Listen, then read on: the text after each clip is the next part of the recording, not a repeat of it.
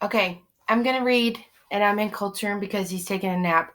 And I'm sorry this video is late, but it's proven very difficult to try to work from home with a 1-year-old. So, here we go. Pulchritutinous, having great physical beauty and appeal. As in, every guy in the lunchroom is trying to flirt with the new girl because she's so pulchritutinous. As in, I've never had a girlfriend, but if I did, you better believe she'd be pulchritutinous.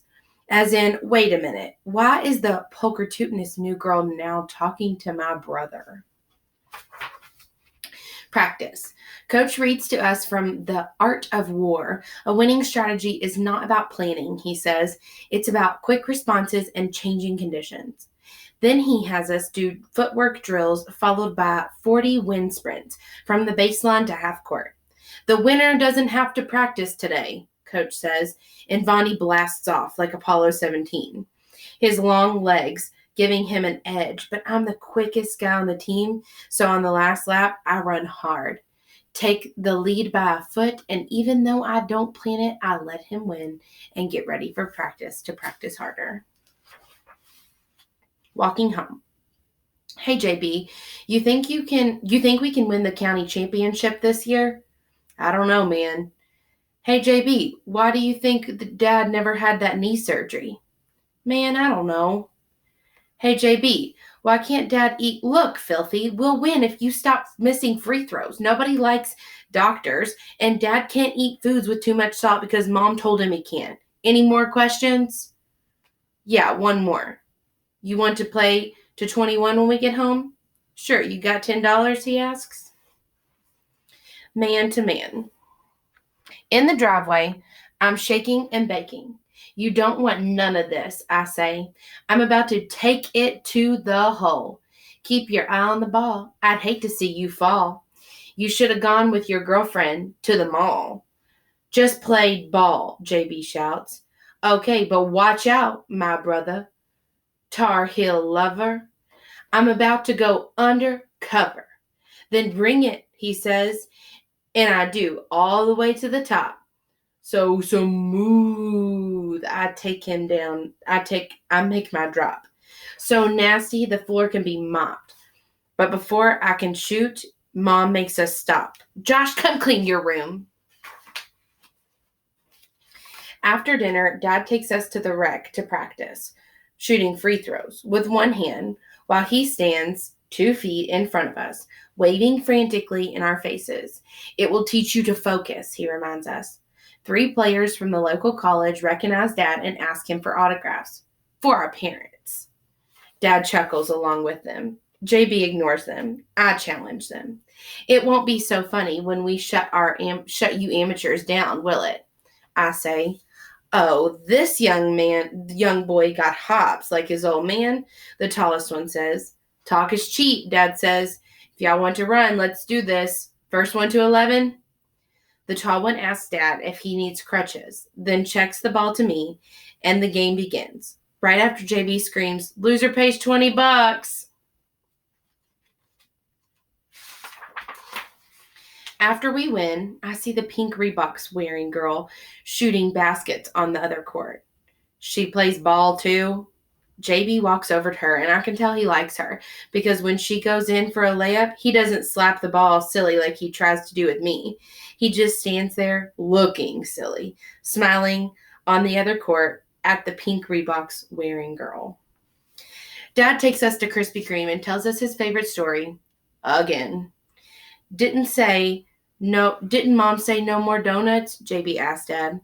What your mother doesn't know won't hurt her, he answers, biting into his 3rd chocolate glazed curler. Good shooting today. We beat those boys like they stole something, he adds. Why didn't we take their money, Dad? I ask. They were kids, Filthy, just like y'all. The look on their faces after we beat them 11-0 was enough for me. Remember, when you were 2 and I taught you the game, you had a bottle in one hand and a ball in the other, and your mom thought I was crazy. I was crazy. Crazy in love with my twin boys. Once when you were 3, I took you to the park to shoot free throws, and a guy who worked there said, this basket is 10 feet tall, for older kids. Kids like yours might as well shoot at the sun. And then he laughed. And I asked him if a deaf person could write music. And he said, huh? Then took out his wrench and told me, I'm going to lower the goal for y'all. We remember, Dad. And then you told us Beethoven was a famous musician who was deaf. And how many times do we have to hear the same? And Dad interrupts me. Interrupt me again and I'll start all over. Like I was saying, I handed both of you all a ball, stood you between the foul line and the rim, told y'all to shoot. You did. And it was a musical, like the opening of Beethoven's Fifth. Da da da da da da da da da da da da. Your shots whistled like a train pulling into the station. I expected you to make it, and you did. The guy was in shock. He looked at me like he'd missed the train. Basketball rule number 3. Never let anyone lower your goals. Others' expectations of you are determined by their limitations of life. The sky is your limit, sons. Always shoot for the sun, and you will shine. Josh's play-by-play. The Red Rockets, defending county champions, are in the house tonight. They brought their whole school. This place is oozing crimson. They're beating us 29-28 with less than a minute to go. I'm at the free throw line, and all I have to do is make both shots to take the lead.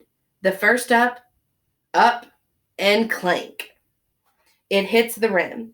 The second looks real missed again.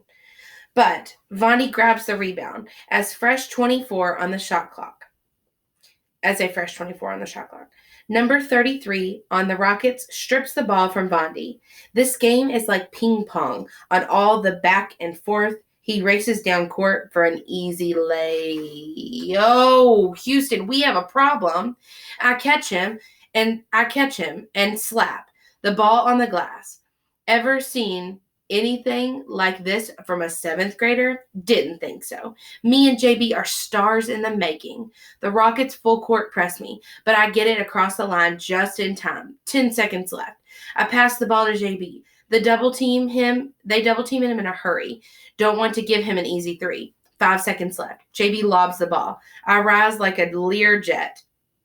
7th graders aren't supposed to dunk, but guess what? I snatch the ball out of the air and slam, yam, in your mug.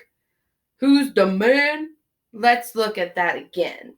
Oh, I forgot. This is junior high. No instant replay until college.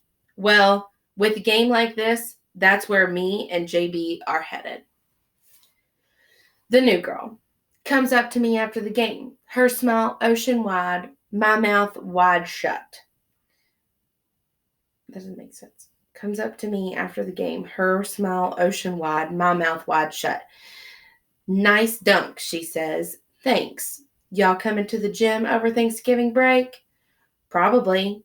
Cool. By the way, why'd you cut your locks? They're kind of cute. Standing right behind me, Vonnie giggles. Kind of cute, he mocks. Then JB walks up. Hey, JB, great game. I brought you some iced tea, she says. Is it sweet? He asks. And just like that, JB and the new girl are sipping sweet tea together. I missed 3 free throws tonight. Each night after dinner, Dad makes us shoot free throws until we make 10 in a row. Tonight, he says, I have to make 15. Basketball rule number 4. If you miss enough of life's free throws, you will pay in the end. Having a mother is good when she rescues you from free throw attempt number 36. Your arms as heavy as sea anchors. But it can be bad when your mother is a principal at your school. Bad in so many ways. It's always education this and education that. After a double overtime basketball game, I only want 3 things: food, bath, sleep. The last thing I want is education. But each night, Mom makes us read. Don't know how he does it, but JB listens to his iPod at the same time. So he doesn't hear me when I ask him, is Miss Sweet Tea his girlfriend? He claims he's listening to French classical, and that helps him concentrate. Yeah, right. Sounds more like Jay-Z and Kanye in Paris, which is why when mom and dad start arguing, he doesn't hear them either. Mom shouts, "Get a checkup. Hypertension is genetic." "I'm fine. Stop high posting me, baby," Dad whispers. "Don't play me, Charles. This isn't a basketball game." "I don't need a doctor. I'm fine." "Your father didn't need a doctor either. He was alive when he went into the hospital." "So now you're afraid of hospitals?" "Nobody's afraid. I'm fine. It's not that serious." "Fainting is a joke, is it?" "I saw you, baby. I got excited. Come kiss me." "Don't do that." "Baby, it's nothing. I just got a little dizzy." "You love me?" Like summer loves short nights." "Then get a checkup then." "Only cure I need is you." "I'm serious about this, Chuck." "Only doctor I need is Dr. Crystal Bell. Now come here." And then there is silence, so I put a pillow over my head because they stopped talking. I know what that means. Ugh. Hypertension, a disease otherwise known as high blood pressure. As in, mom doesn't want dad eating salt because too much of it increases the volume of blood, which can cause hypertension. As in, hypertension can affect all types of people, but you have a higher risk if someone in your family has had the disease.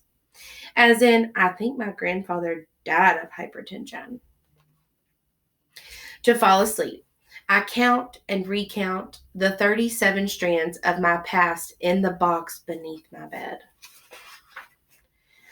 Why we only ate salad for Thanksgiving? Because every year Grandma makes a big delicious dinner, but this year, 2 days before Thanksgiving, she fell off of her front stoop on the way to buy groceries, so Uncle Bob, my mom's younger brother, who smokes cigars and thinks he's a chef because he watches food TV, decided he would prepare a feast for the whole family, which consisted of macaroni with no cheese, concrete hard cornbread, and a greenish-looking ham that prompted Mom to ask if he had any eggs to go along with it, which made Grandma laugh so hard she fell again, this time right out of her wheelchair.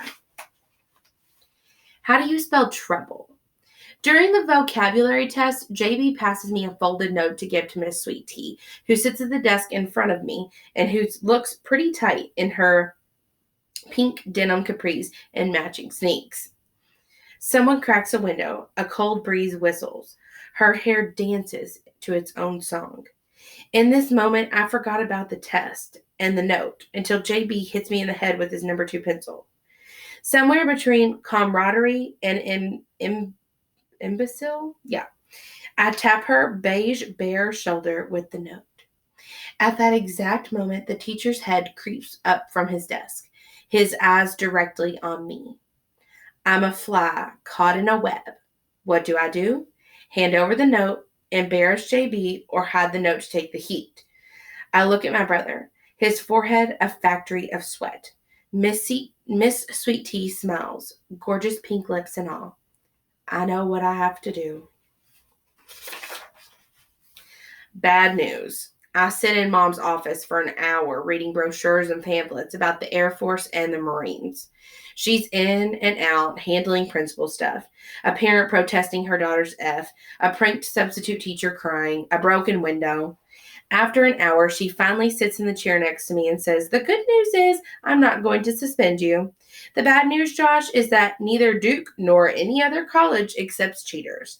Since I can't seem to make a decent man out of you, perhaps the Air Force or the Marines can." I want to tell her I wasn't cheating and that is all, and that this is all JB and Miss Sweet Tea's fault. That this will never happen again. That Duke is the only thing that matters. But a water pipe bursts in the girls' bathroom. So I tell her I'm sorry, it won't happen again, and then head off to the next class, which is gym class. It's supposed to be about balls.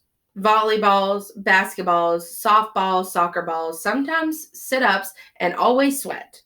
But today, Mr. Lane tells us not to dress out. He's standing in front of the class, a dummy laid out in front of the floor. Plastic, faceless torso cut in half. I'm not paying attention to anything he's saying or to the dummy because I'm watching Jordan pass notes to Miss Sweet Tea, and I wonder what's in the notes. Josh, why don't you come up here and assist me? What? Huh? The class snickers. And before I know it, I'm tilting the dummy's head back, pinching his nose, blowing in his mouth, and pumping his chest 30 times, all the while thinking that if life is really fair, one day I'll be the one writing notes to some sweet girl and JB will have to squash his lips on some dummy's sweaty mouth.